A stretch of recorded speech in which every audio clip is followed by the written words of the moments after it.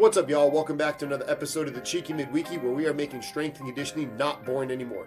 In this episode, I talk with my homie Sean Swetnam from UCLA football about training. We go way back like lawn chairs. Sean and I go back to our time working with Baltimore Area Sports Health Initiative, a nonprofit organization that he and I worked in as board of advisors to be able to help bring better care to those in impoverished areas inside of Baltimore. We talk about BASH, we talk about training, we talk about his journey as a strength and conditioning coach.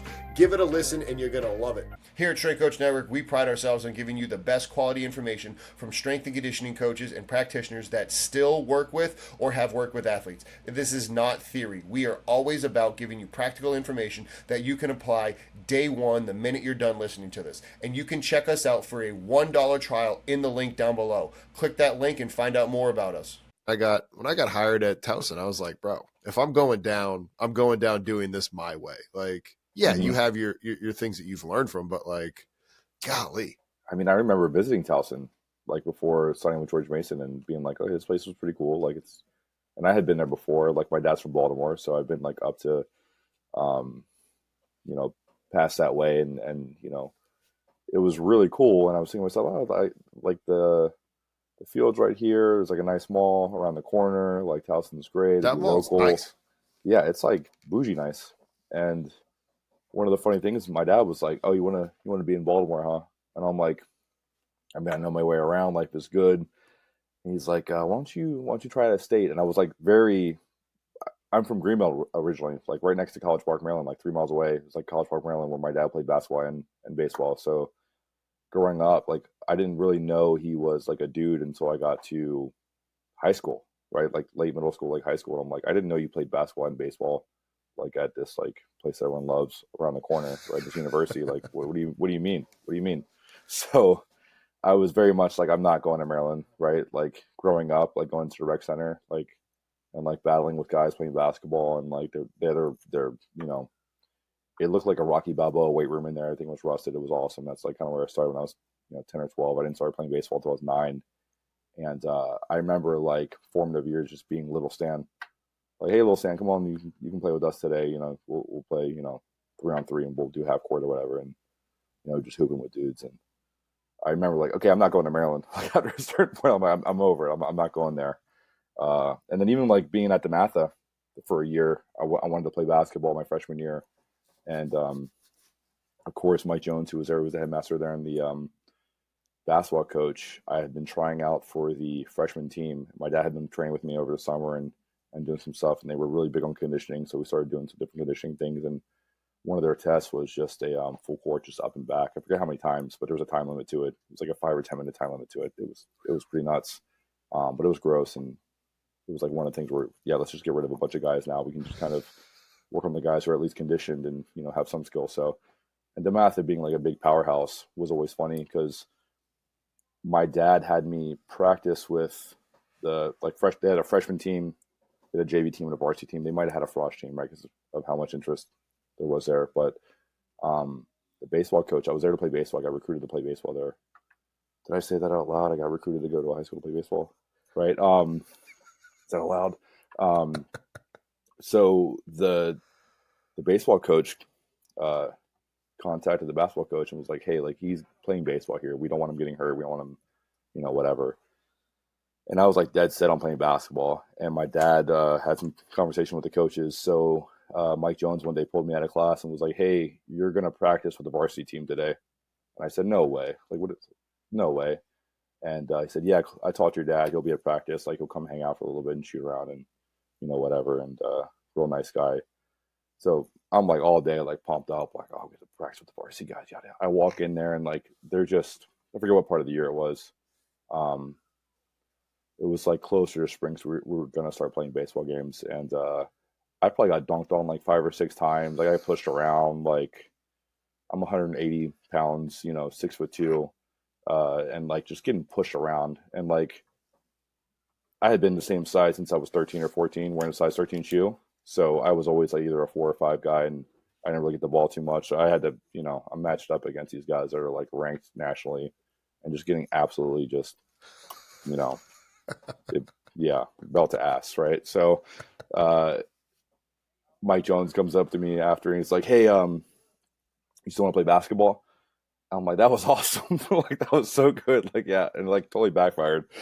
And then he was like, look, you're here to play baseball. You're going to play baseball. My dad was like, look, we're doing this. This is what we're doing. And that was one of the jokes I had with my dad is like, when I went to college, it was like the first time I ever broke my dad's heart was when I decided to play baseball and not basketball, because he was better at basketball than baseball, apparently. And then the other one was when I moved to California, didn't stay in Maryland. It was the second time I broke his heart. So that's like our funny, single dad joke that I have with him.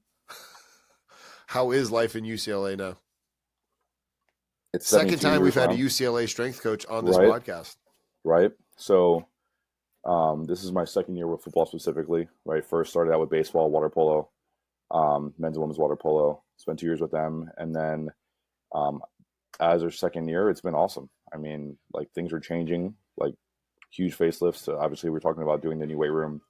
The amount of attention we're getting, obviously, right now nationally is also one of those things where it's like, this is the number one university, public university in the nation. So there's a lot that goes with it. And there's a lot from our side that is expected because of the resources we're provided and connected to UCLA Health, and working with, thanks to Corey Miller for having me on, right? Awesome, legendary, coach. And, I share an office. So you can see the catapults behind me. I share an office with Coach John Brasher. He's our Tony Stark. He's an absolute dog too. So, yeah, it's been great. What's it mean to be connected to UCLA Health? Yeah, so we have a setup with their medical system. So we have a lot of like boundaries and parameters that we work within, which might affect how we operate and or purchase equipment or modalities. Dasher has completely changed the game for how I'm able to time my athletes, whether I'm doing ACell, max velo, or curvilinear running. Had the blues, had the blacks at Goldfinch. Now that I have the silvers, this has saved me so much time in setup, breakdown if I'm going from Ankeny to Huxley, or from Ankeny to the Nevada location, or Nevada to Huxley. Like, wherever I got to go time athletes, it has made my ability to go from one place to another so much easier with the silvers. Strength coaches that have to go from one field to the other, or from the field to the court, this will help you save time. Now, in the spirit of saving time, you also have the ability to have an API interaction with TeamBuilder, so now you can see all the data on the back end. Seeing data on the back end, Dasher has a free app, a player profile app, that will allow athletes to see their data. Over 6,000 coaches and athletes have done so. And if you want more than just the timing gates, if you check them out in the link down below, they have solutions to help you out with vertical jump, broad jump, RSI, all that. Check them out in the link down below. I'm trying to be a little elusive with. I'm talking around it a little bit, right? Yeah. But the most part is, like, when it comes to being a student athlete here at UCLA, we have access to resources medically as well, where they utilize that. And if anything happens, obviously they're well taken care of. So within that, there are certain things where we might look at something like perhaps like a thermohuman, if you've seen the infrared thermography that we're using, something that is for the benefit or the wellness of the student athlete, from a health standpoint, that we could use for performance, injury prevention, as I'm doing this with my hands, just trying to avoid injury, basically. And then skirt any kind of, issues within, HIPAA, with, allowing too much information to be out. So that is huge with our RTP guys as well. I mentioned Tim Hicks prior to the recording. He runs our RTP. I assist with that as well. And he's an absolute dog. Like, he's awesome. He does it the right way. So glad to be part of it. You talked about the roles, and so I did a little bit of research before, and you guys have the director, the return to play, the sports science, like, and you all kind of have a title, but then your secondary job is to help within that. Talk about the way that things are set up there, so that way anybody can try to adopt it to then ultimately be able to provide the best care for the athletes. Yeah, so we have obviously within our 5 coaches, we have a setup where we have guys that are specific for positions. I'm with the specs, right? So I have our punters, kickers, snappers. Coach Corey Miller, our director, is with our bigs, and they adopt the same attitude that he has, of like a controlled violence, absolute, being a demon. And then Tim Hicks, he has our skill guys, Coach Tesso, who is our associate, just came along from Colorado. he has our mids, our linebackers, and Coach Brasher, who I mentioned, obviously with sports science, who is the hardest working person I've ever been around. He's just constantly here. He has our QBs. So it's good to have a small group while he's managing all of our sports science, all the modalities we use, and all the testing protocols and the Vault suite that we use, as well as in terms of like getting all of our testing protocols and getting them done during training so that we're integrative. Coach Corey Miller, CMill, he likes to say that we're on a horizontal kind of panel in terms of leadership as well as like what's going on, so that we're integrative. And that kind of goes beyond just, the 5 guys that are training the student athletes, right? This goes departmental wise in terms of football performance. So as an example, let's say, without getting too much into the weeds, we have a hot list of guys that are flagged in terms of what's going on with their dynamometer grip, perhaps their speed, workload, in terms of like what's on catapult. So like player load per minute or high speed running, total yardage. And there's a myriad of different flags that we have that are completely transparent to all the stakeholders. So if a guy ends up on the hot list for whatever, he might get a text from his position coach. Hey man, you had X amount of yards. Make sure you get downstairs, see Ant in the training room, right? Ant might text him, who's our head athletic trainer. Hey, got a heads up, you're on the hot list during our staff meeting. What time are you available to come down? Let's connect, let's collaborate on what's going on. We'll get a text from, depending on who's working with him as a performance coach. Let's say it's a kicker. He'll get a text from me. Hey man, shit's hot right now. Come in and see me. Let's get a little bit of work done. Maybe we do some tempering, maybe some voodoo floss, whatever the modality is, right? Let's get some work down. Let me know when you're going downstairs to go see Ant. I might pop down and just see what's going on and just check in with you. Academic advisor. Hey, we're still good for 6 p.m. tonight for your PLF meeting. Everything's integrated. I don't know if Coach Foster is texting these guys also, because he seems pretty busy this part of the year, obviously, right, with the portal being open and just things always happening. So there's a lot of like within the stakeholders of what's going on. Everyone's involved and everybody knows what's going on. Our AMS is very important to us too. We're smart at base and we use Power BI also. So we have a lot of different tools for trying to allow as direct, straight line of communication as possible so that there's clarity within what's going on, who's in the building, and where they should be at what time and what's happening next. Vacations are meant for you to be outside doing things that you love and reconnecting with your family and your friends and recharging your battery. It is not meant for you to travel and listen to some coach talk in a conference hall and eat some food that really isn't the best thing that you want to be eating. Take back your vacations and do so with a Strength Coach Network annual membership. When you purchase an annual membership, you're going to get access to our course, Performance Coaching 101. In the subsequent years, it'll renew and you'll get access to 102 and 103.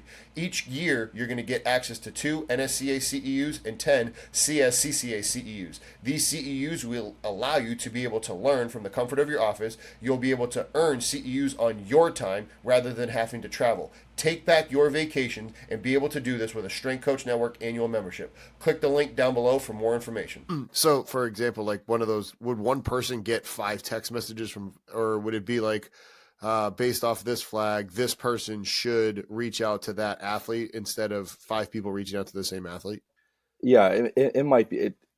People care, so that's why they're giving.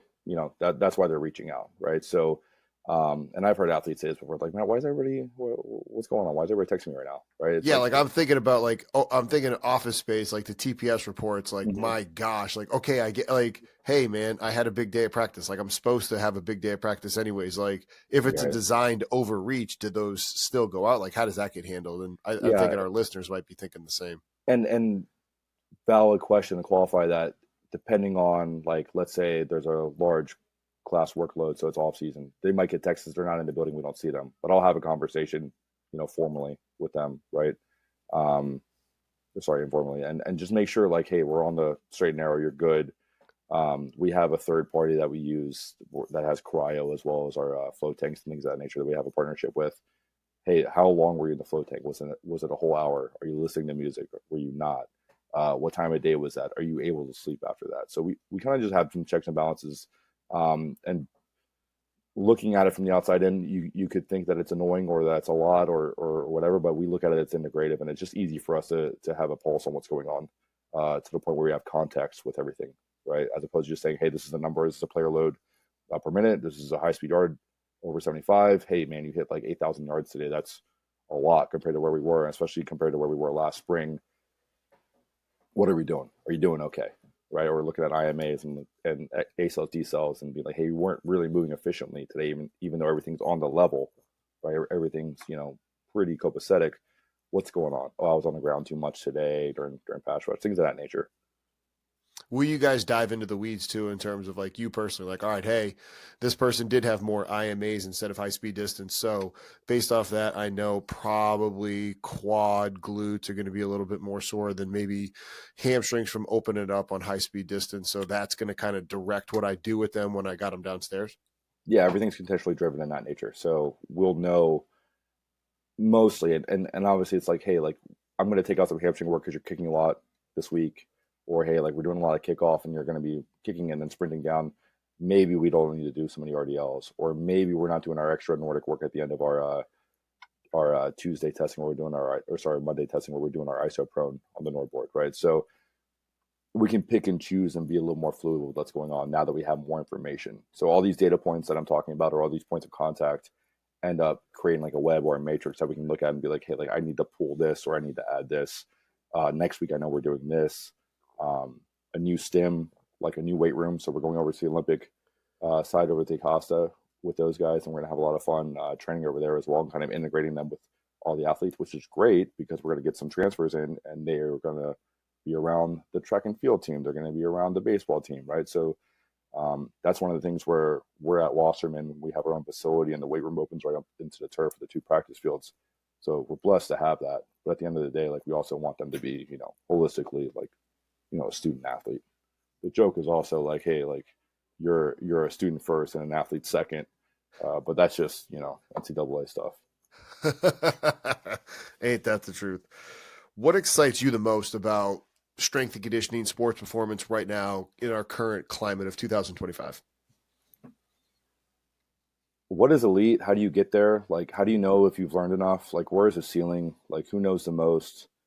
Like, it's so funny, like thinking about like reading like Soviet text or things of that nature, or people that have read Soviet text, and then a book like Takeoff comes out, right? And it's like, wow, okay, Daniel both like knows what's going on with force X force plates. And then you read like Relentless with Tim Grover, right? And it's like, oh, there's a psychological component to this too, right? And I think we talked about like the PhD setup that I'm trying to do for my dissertation and finish that up with regard to RTP, and how there's physical timelines and check marks based off the specific injury that was you had surgical intervention for, but there's no real like psychological readiness assessments or things of that nature to get people going, or screens even that line up with the physical assessments to see if they're ready for those assessments. But there is literature and there is work that says that if you are psychologically more ready and in a better space, the testing numbers do go up physically. So, running surveys and things of that nature would be interesting. So back to the question though, the meat potatoes of it is how do I know I'm, there's a Dunning-Kruger effect, right? And that's something that I learned from the Strength Coach Network, right? And going through that, and Scott Kuhn talks about it too. It's like, along with Kier from back in the day, and is what am I like?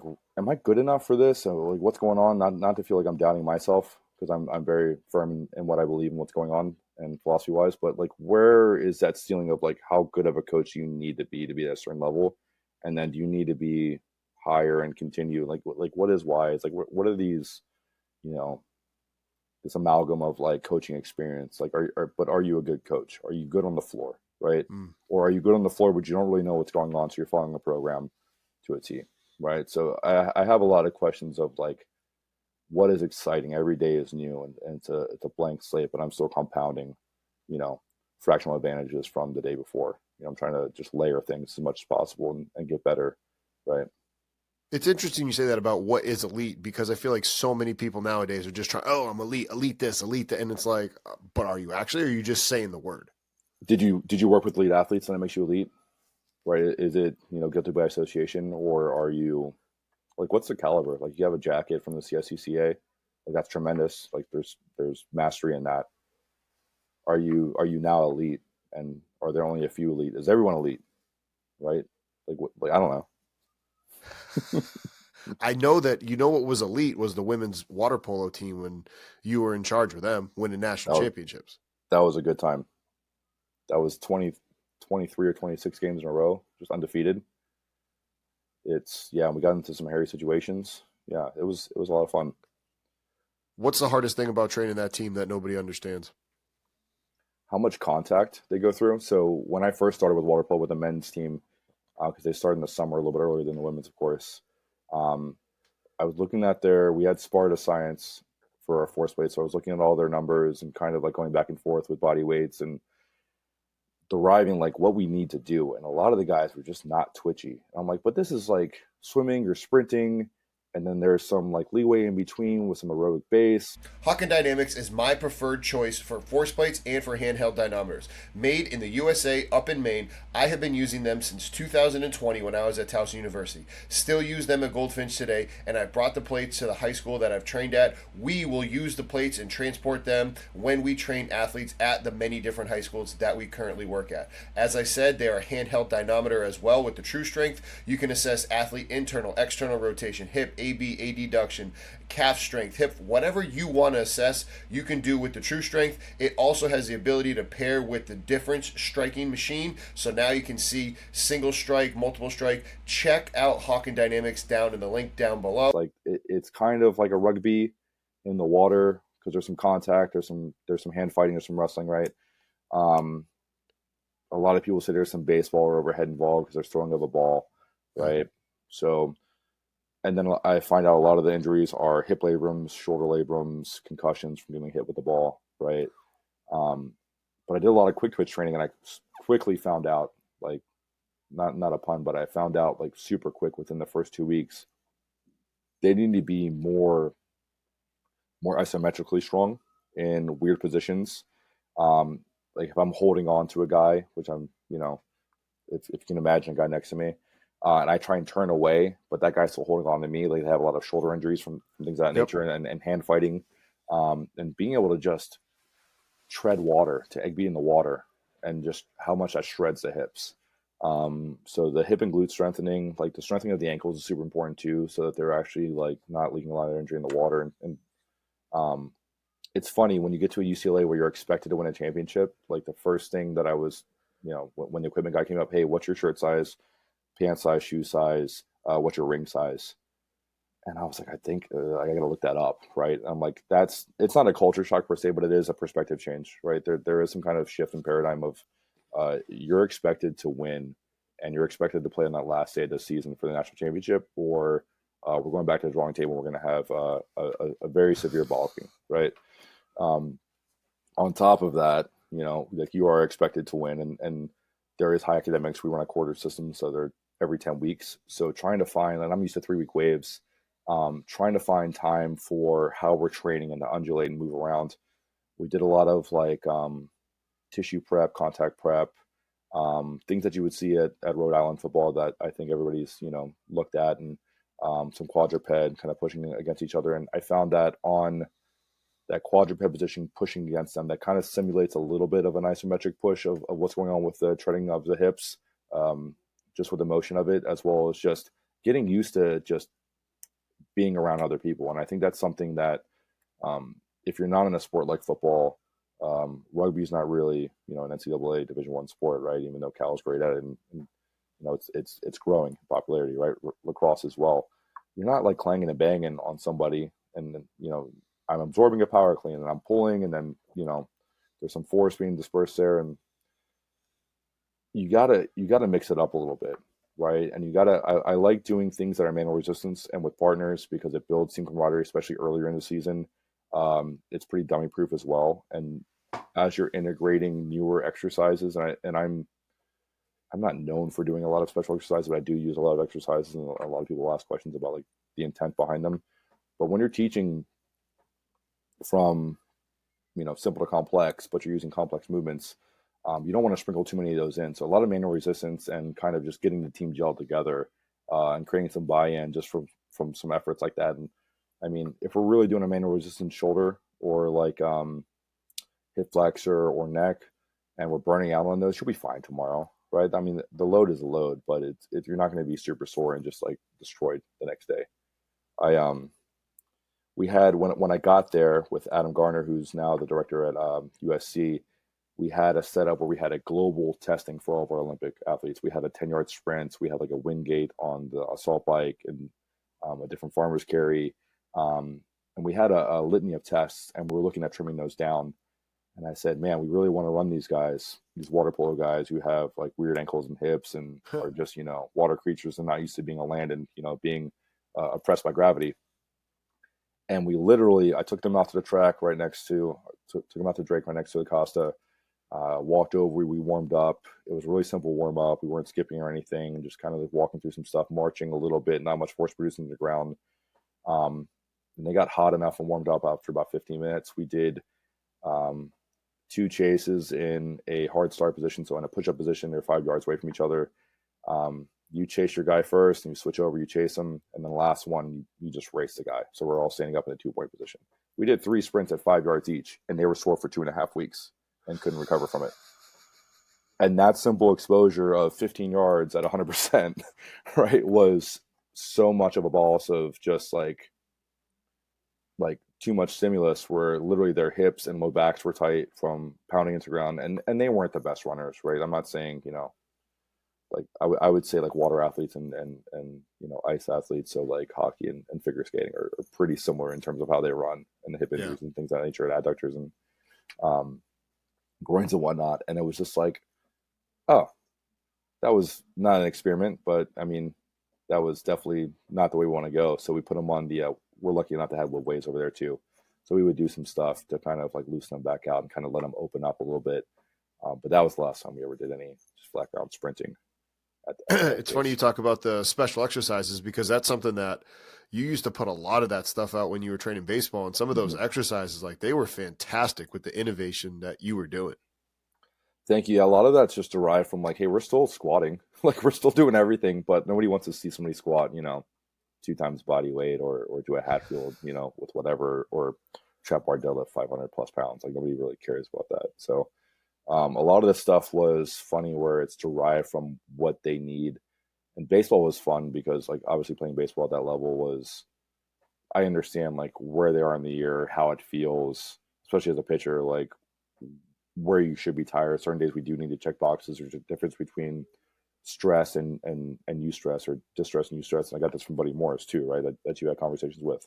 I don't want their tongue hanging out of their mouth and their dragging their feet, when they're leaving. Sometimes you should be leaving the weight room or the training facility feeling better than when you came in. So we were big on getting some lifts in before games and before traveling.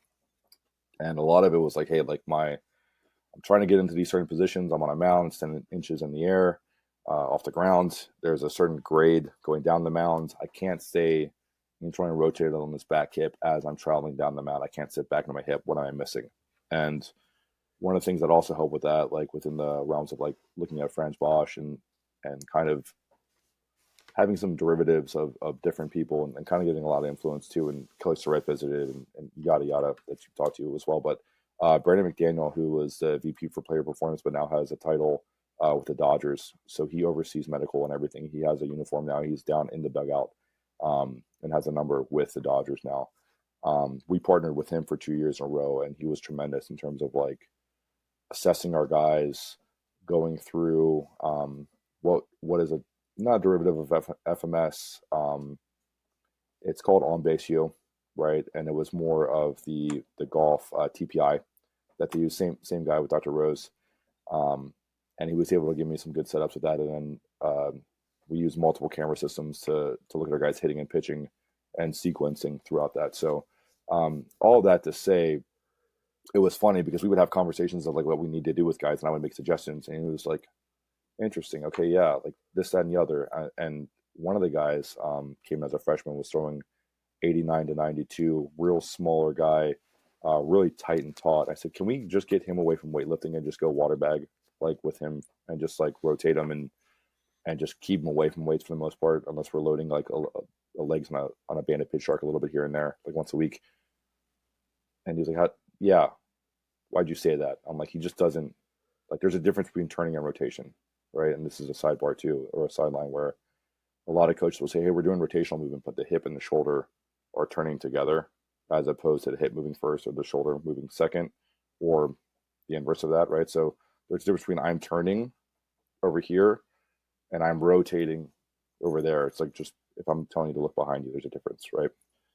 So his point was, yeah, he doesn't do any of this. Like, his cervical spine doesn't rotate, his T-spine doesn't extend or rotate, like his hips are non-existent. TeamBuildr has been my trusted source for online software programs for my athletes since 2019. Since then, they've continued to grow. They have this new practice integration where practice planning can integrate with the sport coach. You have your sports science, your AMS, the questionnaires. They've continued to evolve and keep giving you the things that you need. It has made my life easier as a strength coach. I want the same for you. You do not need to keep printing on lift cards. Please, printing on lift cards in Excel, you don't need to do that. If you need help being able to purchase it, they have a pre-written grant on their website. They're also part owners in the Plyomat with Coach Rich Burnett. So if you need to get a good device that can accurately and validly and quickly get your jump height and ground contact time, so now you can get RSI, Plyomat's a great choice. We utilize that at Goldfinch. Check TeamBuildr. Check them out in the link down below. Please stop printing on lift cards. It's going to make your life easier. It's going to make your athlete's life easier. It's easier to program on the back end.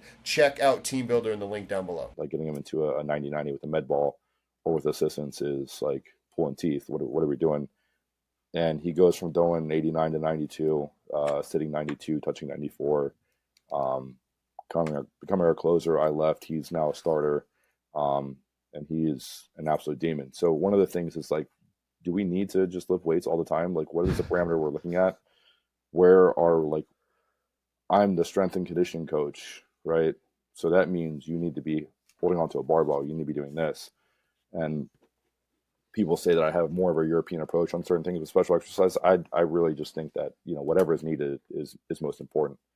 Another example is that we had our Friday guy, and our Saturday guy were both lacking internal rotation of the hips, and they were doing everything that, like, they were struggling, and they just couldn't keep IR in their hips, in terms of just general movement and capacity, not even just like pitching.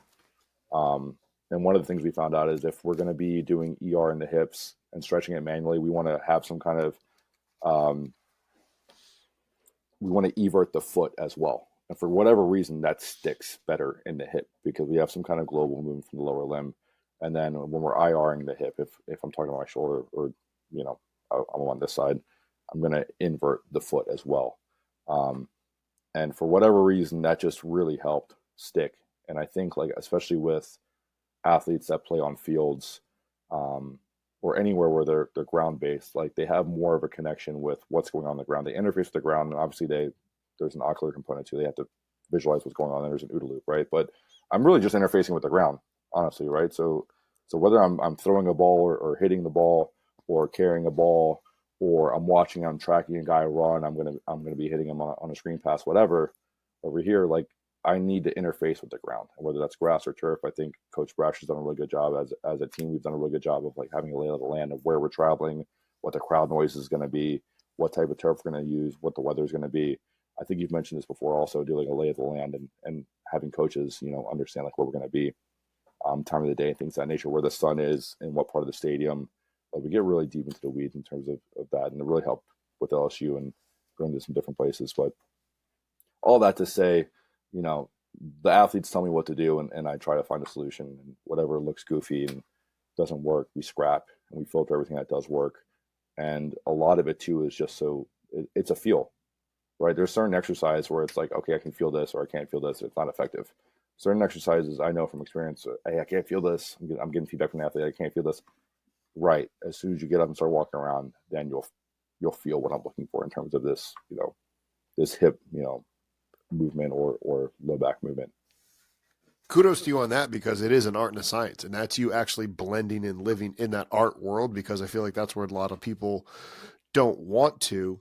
And as you had said, strength and conditioning coach, and anybody that's listening, not watching, doing the air quotes, like you said, everybody thinks strength has to mean 600-pound back squat versus the amount of strength that tennis player has to have, the water polo player, cross country, like strength to dynamically contract and that isometric strength in that short amount of time, that gets overlooked too much. Yeah. I mean, we're even looking at, like, how quickly can you relax, right? And just eccentric peak speed, and we're looking at a lot of different things that growing up. Like I have an economics degree from UMBC, and that served me very well. I almost had an accounting or a finance degree before I transferred from George Mason. Um, After that, I got a single subject teaching credential from Cal Poly Pomona in physical education, kinesiology, basically.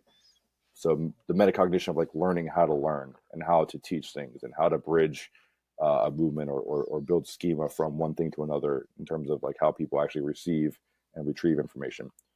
So all that to say, I got my CSCS and I'm learning about teaching. I'm learning about economics and like what is training economy besides a behavioral science like economics as well.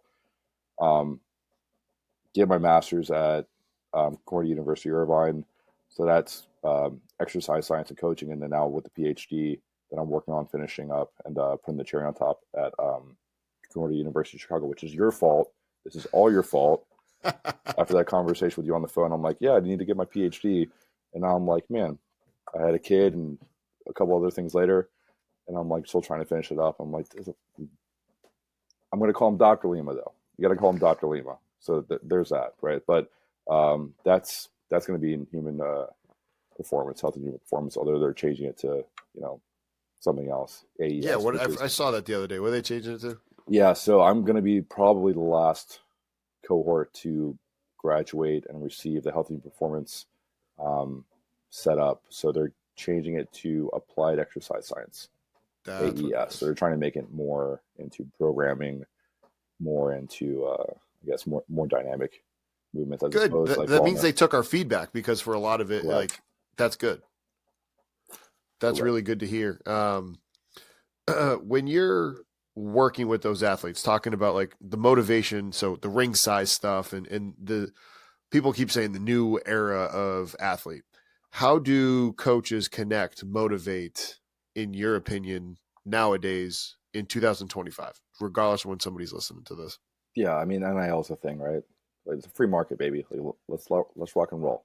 There's no salary cap. There's no this, there's no that. If smoke them if you got them. So my concern there is like we're looking at guys in terms of number of statistics, values. We have some stuff that we're privy to and how we grade our guys as well within the hub and centralized information system that we have. It's like kind of like a mutated and evolved AMS that I can't really get into. I hate saying that I can't get into it, but I can't get into it. I hate saying it, but honestly, I can't get into it. We have infrared thermography scans from that we're doing right now with ThermoHuman. We have all of the stuff in terms of our CMJ that we do on Tuesdays, or NOR boards that we always do on Mondays, our hidden 90s with our 90% with Catapult, and all of this stuff. Like, we have all this stuff, and being able to look at guys and how much we're paying them, and what other incentives they're getting, and this, that. We're dealing with humans at the end of the day, right? So when I have a conversation with somebody, I'm like, I'm not going to say, hey, how's your arm doing today? Feeling pretty good, right? I'm like, making sure that I'm having conversation with guys and understanding like what they're into, what's going on, what are some good places to go get bulgogi or whatever, right? So that being said, it's so much easier to listen to me as a coach if I know that I'm interested in what you have going on. Am I interested when you come in as a recruit or a transfer and we have a conversation and it's more of, where are you from? Okay, like, what part of that town are you from? Like, did you go to this high school? When you have some kind of semblance of some connection, right? And I think as AI evolves or whatever, and as everything evolves, people are like trying to get a little bit colder. And I mentioned, having some, and this sounds bleak too, but like some aggressiveness or touch or kind of like ability to be physical in a dynamic environment with sport, right? I think that it's missed a lot in the general population, right? And just being physical and going out and doing things. And I think that's why there's such a big push for fitness and all these different apps and things of that nature too, and Oura Rings and whatnot. So the main point of that, to qualify that, is just to say, we're dealing with people at the end of the day. And I don't care if you're getting, 4 million or 1.5, or if you're getting 120K, or if you're taking out student loans right now and they're trying to figure out how to help you out. Like, I'm going to treat you the same. Now it's up to you. Like, we expect, energy and, effort. And that's just something that we assume you're going to give. You know what? That's a really good point, because it's like, listen, you might, like, I'm going to treat you the same regardless of what you get paid, but you got to give me the same effort regardless of if you're getting a lot or not a lot. Like you now need to be giving it to me because I'm going to give it to you. And that goes into something that Mike Daniels, who played D-line at Iowa and then played in the league for a while with the Green Bay Packers and the Cincinnati Bengals. Mm-hmm. I had posted something from a strength coach down in the high school world where the high school coach was like, dude, we had a guy that was it, but recruiters wouldn't take a chance on him because he's 6'2". He's not 6'5". And a recruiter is going to be like, well, I don't want to take a chance on him because if he doesn't pan out, it looks bad for me. And, I got to take the tall kid instead. And Mike Daniels was like, yeah, sometimes those tall kids, they're soft because they haven't actually had to be pushed a lot in high school. Like they're not willing to be physical. Like, so coaches still look for those physical kids that want to go do tough things. Yeah, we have one of the first things we go over besides like our testing protocols, and this is the lay of the land within the training facility. When it comes to actually their training with us as a performance staff, is our DRE strength standard. So DRE is our discipline, respect, enthusiasm that is universal throughout Wasserman, throughout Westwood, throughout anything that involves UCLA football via Coach Foster. And our strength standards, like I just mentioned, one is like the expectation is elite energy and effort. It's a 4 E's, E4. 4 is big for us too, obviously. And that being said, like there's 10 standards. There are absolutely 0 excuses is another standard. Shirts tucked in at all times. We're always running to where we're going. There's a sense of urgency within that, right? And there's a culture that we build with that. Preference, performance over preference, right? So preference is like not, preference is your choice. It's what you want to do, right? You can go home and, that plate of wings looks real nice and whatnot, and that Dr. Pepper or whatever, when you should be, you're already 3 pounds up, and we're looking at your hydration, you're dehydrated, and things of that nature. Powerlift has been my choice for strength and conditioning equipment ever since I got into the field. Right now, I still have their racks, I have their barbells, I have their bumpers, specialty bars, and we have the IMTP device at Goldfinch, and it's been great for us because it's allowed us to free up the rack where we used to have to do the IMTPs. Now we use that IMTP device, roll it around, we've created more space. You have to check them out. Doesn't matter if in your college, high school, pro, tactical, or private, they have the ability to make whatever customizations and whatever adjustments you need. I was a part of the weight room that was the 32 brand new rack facility at Iowa football. You see what they did for TCU football. Doesn't matter how big, how small, whatever your customizations are, Powerlift is number one in the exercise equipment space for a reason. Check them out in the link down below. And we're looking at all these biometrics and things of that nature. It's like, oh, that's a choice that you can make. Oh, but I can fix on the back end. We're talking about right now, right? So, and like you can either be a 10-piece McNobody, or you can hydrate the correct way, and you can do things. 10-piece McNobody, that's amazing. It's one of those things where it's like, hey, like we're connecting with you. I know that you like certain foods or sweet or salty, savory, whatever. We have access to liquid IV, to drip drop, to right stuff. You pick what you like, because on your hydration test you might be hydrated, but we also have the setup where we can dip some tabs in there and see like what they're low on in terms of actual electrolyte, like if it's sodium or whatnot too. So if we're having somebody that's hydrated and the numbers are good, and we always contextualize everything. So we have within Smarter Base, it'll say what their call like a game weight, battle weight, whatever you want, like where they should be with their body weight, where they were yesterday, where they were today, and then next to that their hydration test. Every time we practice, we'll run a hydration test with them, and they might be hydrated based off of the numbers and parameters we have, and their weight might be good, but they're cramping at practice. So what does that mean? Like we need to go back and look at like, hey, can we, next time this guy hydrates, because obviously the sample's gone now, can we get into one of those and see where they're at? Do they need drip drops? There's more sodium in an LMNT, right, or element. We were joking, it's spelled LMNT, but it's pronounced element, right? We were joking about that the other day. Now I'm looking like an idiot. So we have all these ideas of like, hey, like we need to educate our guys. A lot of the information we give them is not new information. Like they know they need to jog on and off the field. They know they need to move the weight at a certain speed, which dictates, where they are for that day, even though we are percentage based. These things that they know are great. And after we reveal them through like teaching, and Coach Brash will do some informational stuff before certain lifts, if we're doing a new testing protocol, they don't need new information. They need reminders, and they need to be referenced to standard sometimes, because these guys are of age, unless you're 25 and your prefrontal cortex is not fully there yet, right? Which is a male derived thing, right? You don't have much foresight, so you're a little bit more impulsive. And that being said, even if you are 25 and you do have a fully developed prefrontal cortex, you've been test riding that bitch for maybe a couple months, right? So let's make sure that you actually know how to use, foresight and thinking ahead a little bit. So how do we start to ingrain those habits and things earlier within, what is, again, strength and conditioning, athletic performance? We're very integrated with what we do. So like, it's not offensive that somebody calls you a strength and conditioning coach or whatever, but like, we're doing a lot more than that. And like being at Iowa and being at Towson, like there's all kinds of things you can get your hands involved with. It's almost at a certain point, like it's too much at a certain point. So having good coaches around you is super helpful, and having, athletes that want to play at the next level, that are doing what they can to, continue their career.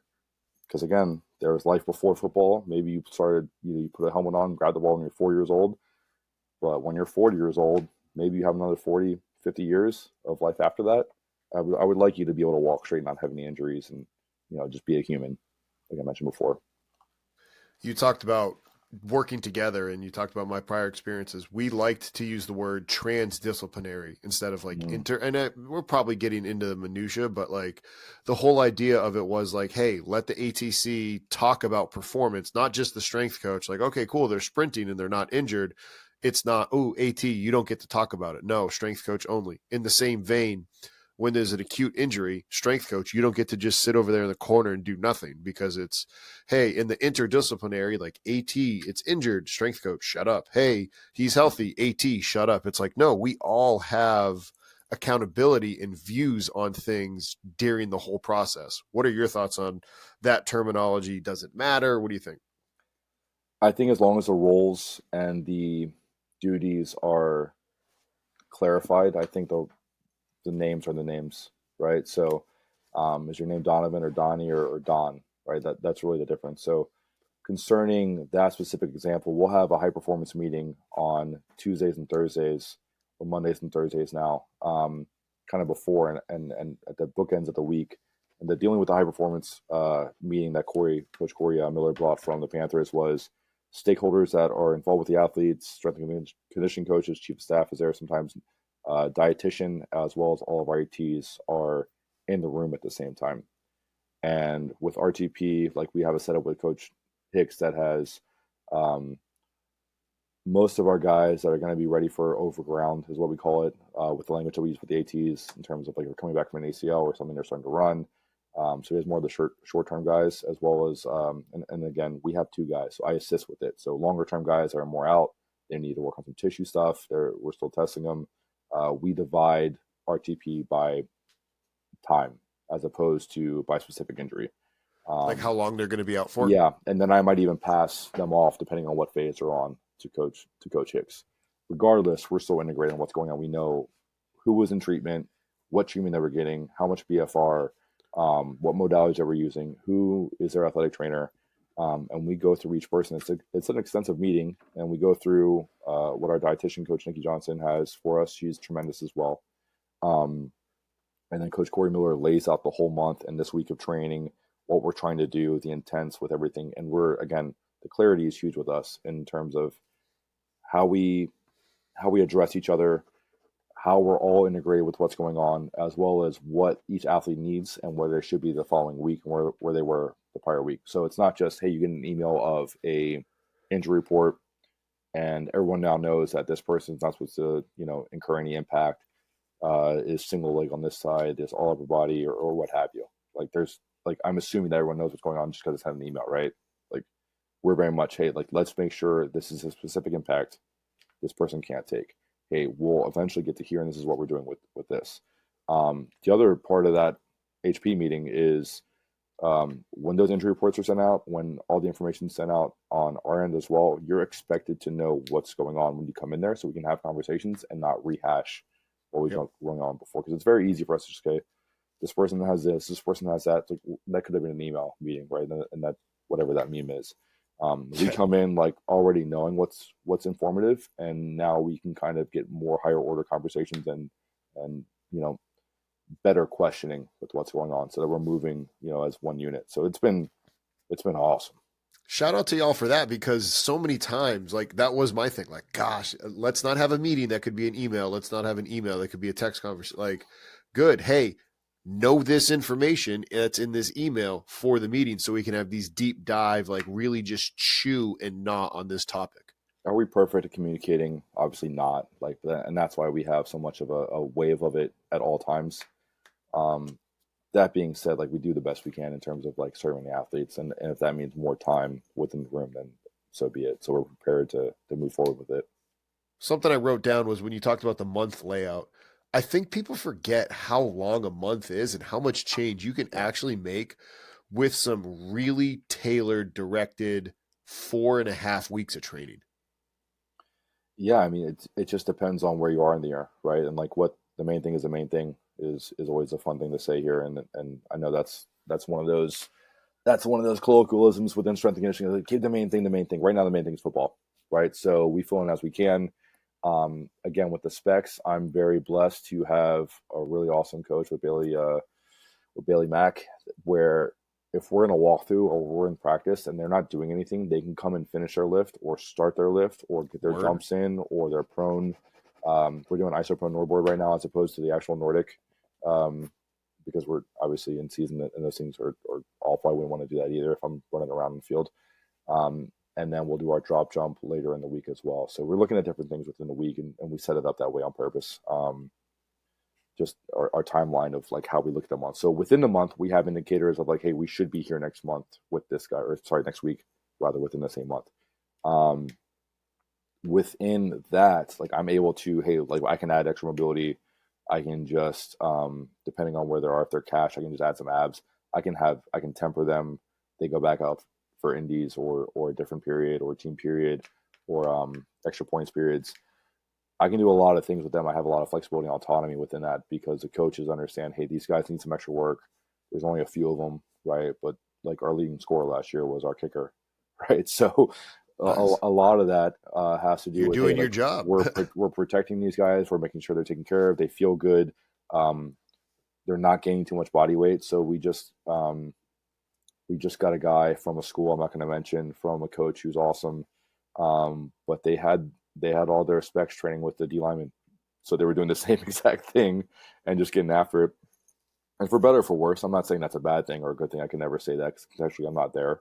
It's like saying, like, I train West Side, but if you're not at West Side and with Louis, you're not training West Side, right? That's one of the other colloquialisms, right? So that being said, it's just like, oh, you have a different experience. Well, here you have a designated strength and conditioning coach for specs. You have, and this is the other part too, like, within the lenses of like trying to zoom in as much as possible. You have an individualized program. You might be the same position as someone else, but you might have a different role, or you might have a different, just approach to how you do things. And whatever got you here, I want to double down on those strengths. And yeah, I want to bring up the weaknesses too. And I see a lot of the zeitgeist go with, hey man, like, we got to be more well-rounded. We got to do all these things for bringing up your weaknesses, but they never really get into, what got them there and really making them like really exceptional and special. Like, let's go after that also. Can we like milk that a little bit more? It might take effort, and we might get a half percentage out of something. Let's say, just throwing out an arbitrary percentage for that, but like, can we get you better at like what you're special with? You said tempering again. I love it. It feels amazing. Did it last year at down at TCU. Anybody that is not familiar with it, please enlighten the folks about why tempering feels amazing. Yeah, that's one of the pieces and tools we use. So Donnie Thompson is the creator of tempering, right?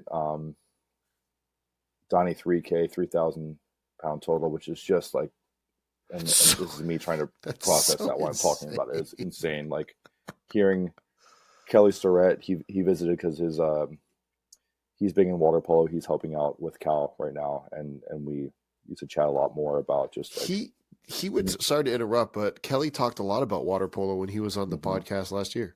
Yeah. So we connected a couple of times, and he actually was down here. He was speaking at an engagement for aging, I think, with Juliet. So I walked him through the Acosta. This is before I was with football, like right before that transition. And a lot of it was like, hey, like, he was talking about Donnie, and because I was talking about tempering with the water polo girls and their hips and different things that we're doing. And some traction and torsion. We have reverse hypers, and they'll hang upside down and things of that nature. We do with the football guys too. And he was like, yeah, when he unloaded that weight on his back, whatever 1,000+ pounds of squat that was, he said he felt his femurs like bowing as he was standing up, like under the weight and capacity. It's just insane, right? For all the mobilizations and hip capsules, I made him sign all the books he wrote too. So it kind of, one of those things. And another sideline was when I moved out to California, CrossFit was, I guess, in its prime, like 2015 or towards the end of its prime before it got kind of dismantled and whatnot. But Katie actually got me the Supple Leopard book, and he signed it there. So when I brought it out, he had signed it, and we were long distance at that point, and he wrote something along the lines of like, "Hey, long distance sucks. Pain is beautiful, though. Whatever, right?" And I showed him that. It's like, no way. Like, there's no way. So he signed it again. I made him do it again. So he was really funny. They were both really awesome.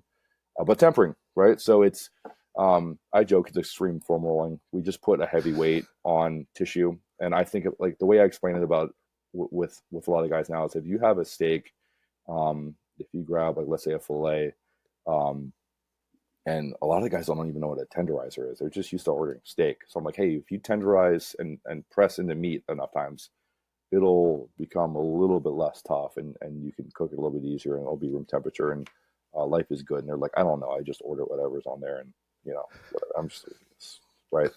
Kids these days, right? I can go back to this generation, but so the thought process here is I'm alleviating a lot of and desensitizing a lot of pain or tightness because of this compression that I'm putting on the tissue. Like it's a foam roller, but it's made out of metal, and it weighs. Our smallest ones like around 80, 90 pounds, and the bigger ones are like close to like 130, 140. We had some at the other place across the street where I interned that were the Kabuki ones. So there was 70 pounds, but it was hollow inside. So you could put 10-pound plates and got up to like 210 pounds. And that was an interesting one. We travel with those as well. So we really like those. The problem with that for me on my end is if we're doing a pregame, I want to kind of roll over and kind of release the back a little bit. It almost feels like you're getting like your back cracked by a chiropractor. And then we can kind of push and get into the hips and glutes and hamstrings.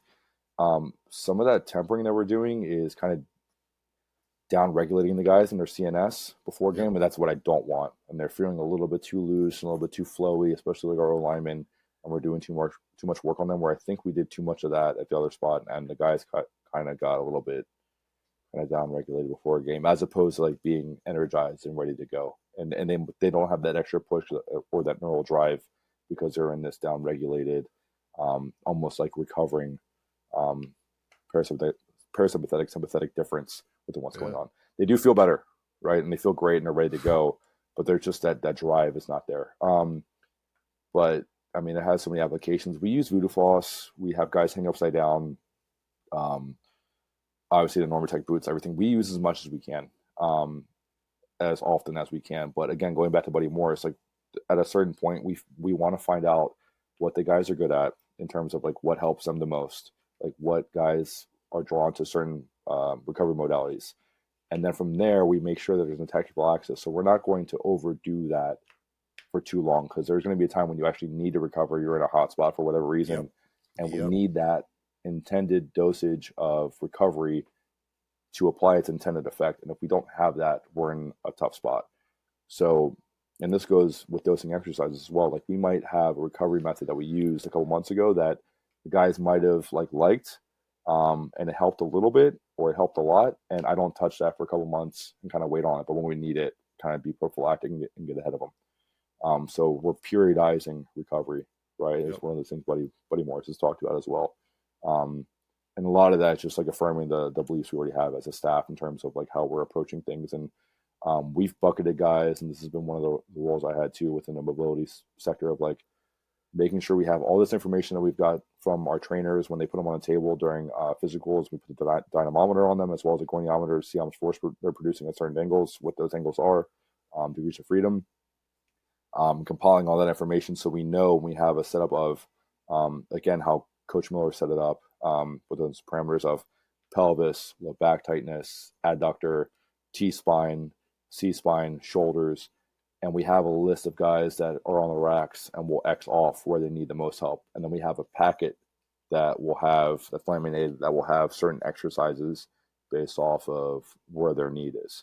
So when we have our recovery days, in season where we're going to the pool, now we're going to break out that thermal human that I talked about, so we can kind of take pictures and scan the guys and see where they're feeling whatever they have going on.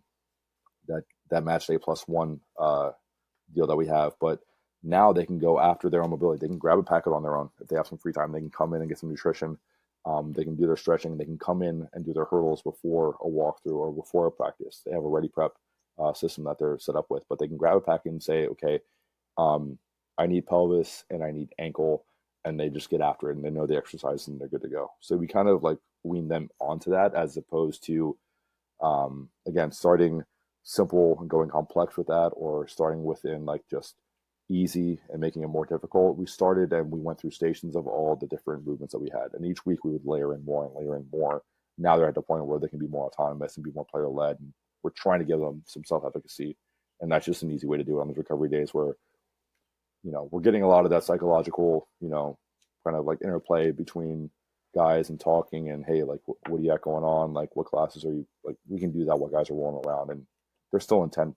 They're still intent when they're rolling out and doing their movements, but we can kind of connect that. We can kind of down regulate them like we don't want, before a game.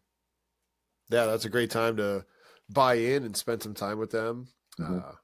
Speaking of spending time, you talked about the family. How important is that to all our listeners that try to, maybe they're young right now and they're like, I just need to work more. Like, talk about the importance of having a good, solid foundation, a good, solid base with the family. Yeah, I met my wife in college. She would play volleyball.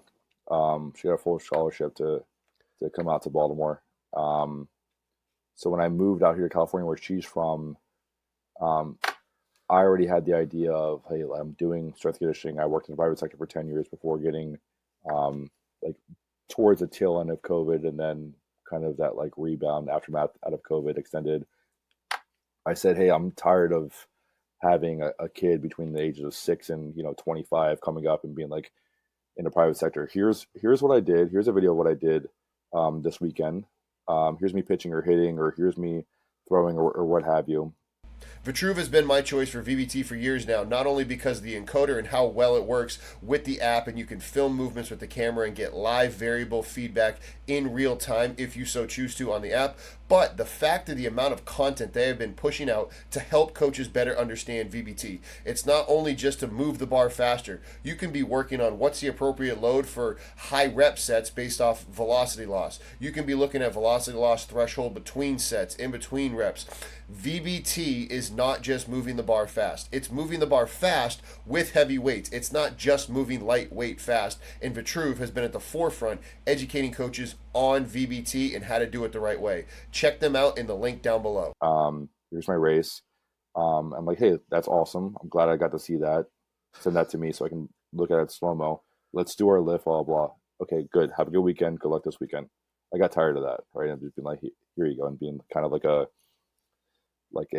drive-through, for lack of a better term. There's nothing wrong with that, right? And I wanted to be back in the adult sector, and not that I don't like training with kids, because I have 2 kids now.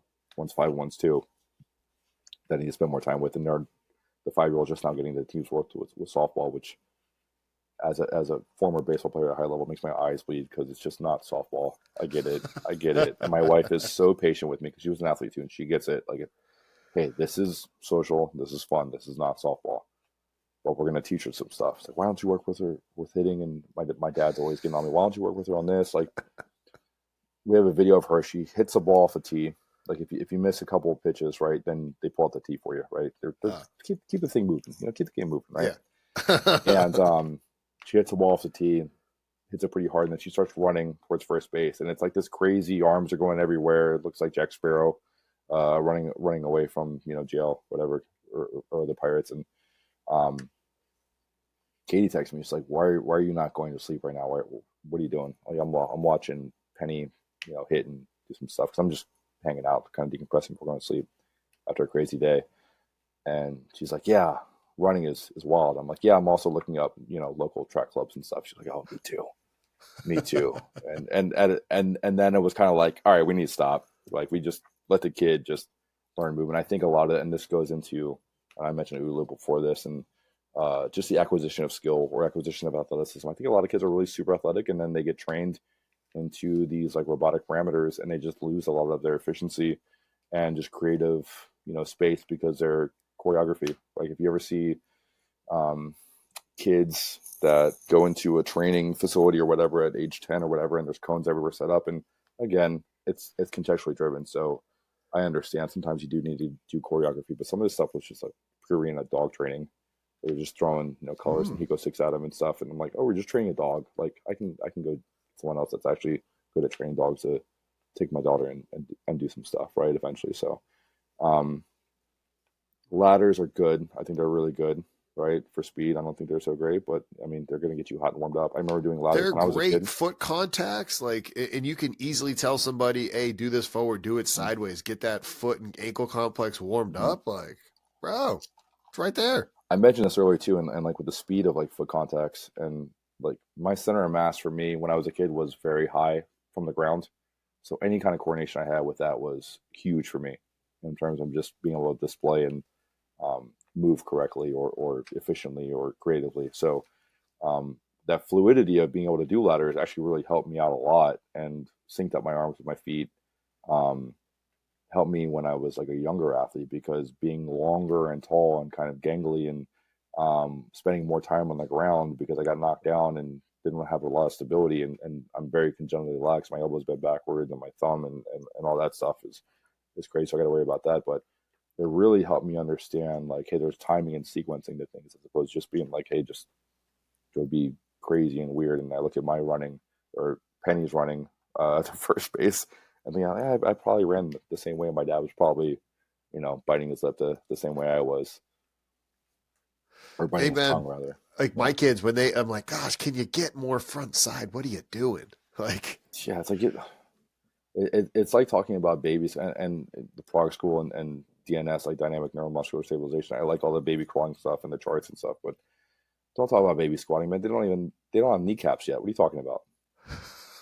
Like, of course that's a they're good squatting point. straight. What do you mean? Like their head is And bigger. how much their head weighs? They can't Like, touch their hands above their head. Their head's too big. Like their eyes are up here. And they haven't dropped. Like there's so much anatomically stuff going on. Like I get the idea of the spine, and I think it's important. I think I have so many books lying around. Like two books that I'm into right now. I'm reading like 8 books at the same time. Um, this was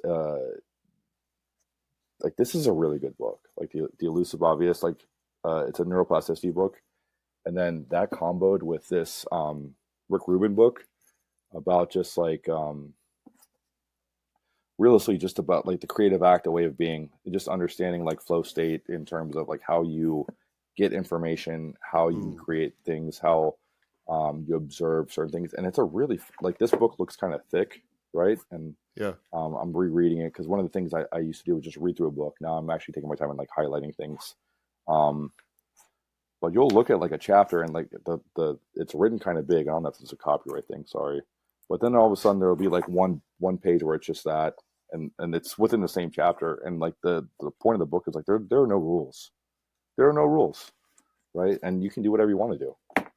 And as long as you're successful and you're safe, like what's the issue? You're not hurting anybody. Why does the neurological stuff scare so many strength coaches? But you can't see it. It's internal. Same thing with fascia, right? I mean, it's something that is not understood because you can't measure it. So if it's not measurable and it's not on a report, I'm not sure how much it helps. That's why I think Dan Foley is such a great prophet for strength and conditioning right now. And I use the word prophet, in terms of like probably missionary is better. I'm trying not to be religious. It's going to be Sunday is he is risen, right? But a missionary for the idea of understanding fascia, going through the root rock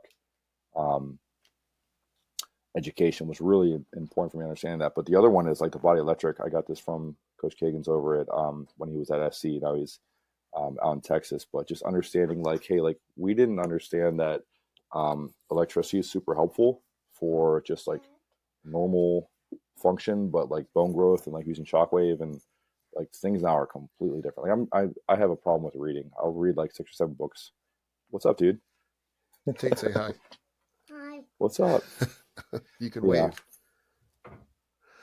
I'll read Um, if I'm not, and this is one thing I learned from that Rick Rubin book is like if I'm not receiving information from a book, like if I'm reading the system, which is like a precursor for an app or fascia trains, like I'm gonna switch over to another book if that's like my designated reading time, because then I'll be able to like receive some information, actually get something out of it, right? And I'll read stuff you for fun you too. queued up the fascia stuff. I'm actually having Hmm. Andrew Mitchell, and Mm, I'm gonna put Mikol. I don't want to butcher Mikol's last name, but I already am. yeah. Mikol with a D. Mikol. Mikol from the Institute of Motion, and so he's Okay. been doing a lot of the fascia stuff that Andrew had been hooking me up on. Like in that world, how help me understand fascia stuff better, because I understand that it, encapsulates and wraps the muscle, but Yeah. to say that we're isolated, like, I don't know, just I think the let, easiest way let to understand it is in practice. So understanding that like it's this web of tissue I around the can't body. help you put it back. He's mad at me because my little fidget thing, he wants it to go back in a square. I'm gonna finish this call with my friend and then I'll help you. Oh my god, I Yeah, love it. you go do it, and I'm gonna stay with my friend, okay? What a Good. What? beast. What a beast. I love that.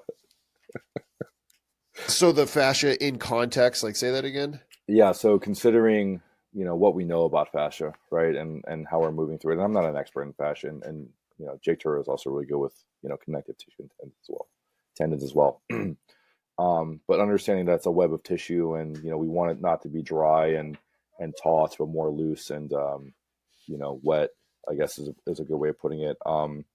In practice, like a lot of the guys will start to understand it where I'm saying, okay, like your hamstrings are tight, take a lacrosse ball or a golf ball, roll out your feet, like really get deep into the feet, roll it out, and then retest your, standing toe touch and see where your hamstrings are a little bit looser. Like, why are my hamstrings so much looser? It's there's fascia that runs from the bottom of your foot to, over calcaneus into your Achilles, up past into that glute hamstring insert, right? So there's it's all over the place, right? And I know Weck has gone over a lot of things with fascia and um, the spinal engine as well. But like one of the things um, that I liked, and this refers to baseball too, is like when you throw something or punch, you're going to internally rotate. And there's a little bit of free energy involved with just that pop at the end where you have this feeling of flow and movement, and head over foot is what it is. And um, it looks like the guys at Altos are getting more into fascia as well, and those ideas of rotation while we're sagitally running, when everything was always, hey, we have these cardinal planes and that's it, right? So my idea, my concern with that is like, how can I manipulate that, keep it in a state, keep the tissue, the fascia tissue, in a state where it's more reactive and responsive.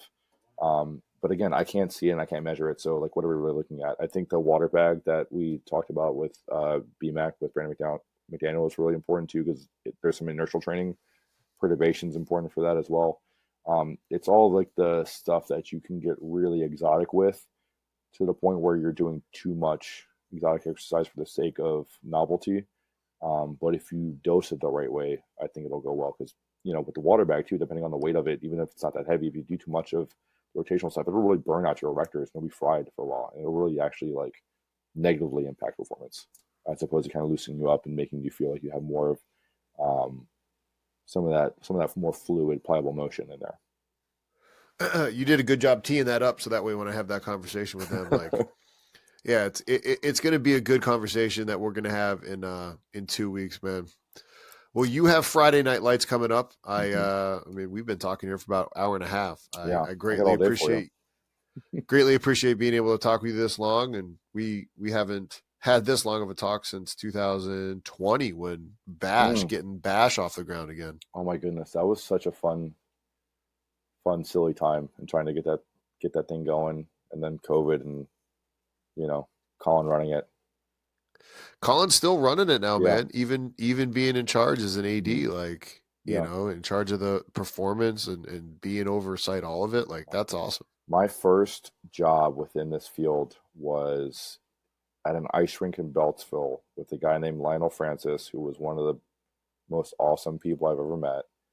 Hired me to be like a personal trainer slash, it was like a fitness place for the more geriatric population, and above it there were a bunch of ice rinks. And um, the first thing he says, like, "What do you want to do?"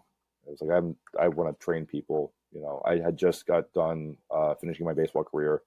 I didn't know what a labrum tear was. I got a physical after getting invited to spring training to a couple teams. Um, After whatever, but after a couple workouts, and I had a labrum tear, and I asked the doctor after he told me, like, how many weeks off do I need, or what's recovery time? He was like, no, you need surgery.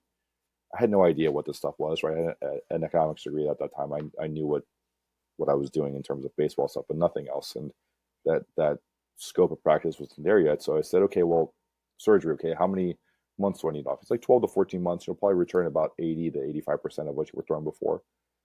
I'm gonna go get a job. I appreciate you. He's like, do I need this thing in my shoulder to, you know, to live a normal life? He's like, no, you can do stuff. It's, the anterior portion is a thicker portion, and you torque do that. You might sublux your shoulder, and your humerus might come out like every once in a while, but whatever. So Lionel Francis hired me. So you played sports as a kid, and as a semi-adult, like, you need to get your CSCS immediately, and you need to train with athletes. You need to train people, and you're going to use the time here on the floor reading this book and figuring it out and getting your CSCS. And that was Colin's dad, who hired me, Lionel. And he's since passed, but he was one of the most influential people I worked with. Like, within a short amount of time, he was just like energy incarnate. He was awesome. Love that guy. Yeah, shout out to you, Colin. I know you're listening to this. I'm going to send that clip over to you. Sean, I appreciate chatting with you, man. I could talk to you all day. It was awesome. And I mean, after listening to you talk, it's like, shoot, UCLA is going to win the whole damn thing right now. Like, I'm always that way. Anytime I'm going to sell it. Anytime you watch one of those things, it's like, man, how are they not going to beat everybody with all that they're doing? So go kick some ass, man, this year in the Big Ten. Appreciate it, man. Our job is just to keep them healthy. And, my one KPI that I'll add before I let you go is, as long as everyone's on the roster, it's supposed to be on the roster on the last day of the year is there. I think I mentioned that earlier, but like, that's my biggest KPI. And that's just like the goal every day. We just try to, again, layer as much plasticity and layer as much leverage as we can in a fractional measure. Amen, brother. Have a great rest of your day. Thank you too. Have a good Easter, man. You too. Appreciate you. Thanks for watching that video. If you enjoyed it, click right here for videos just like that, and make sure you click here to subscribe to our channel. Have a great rest of your day.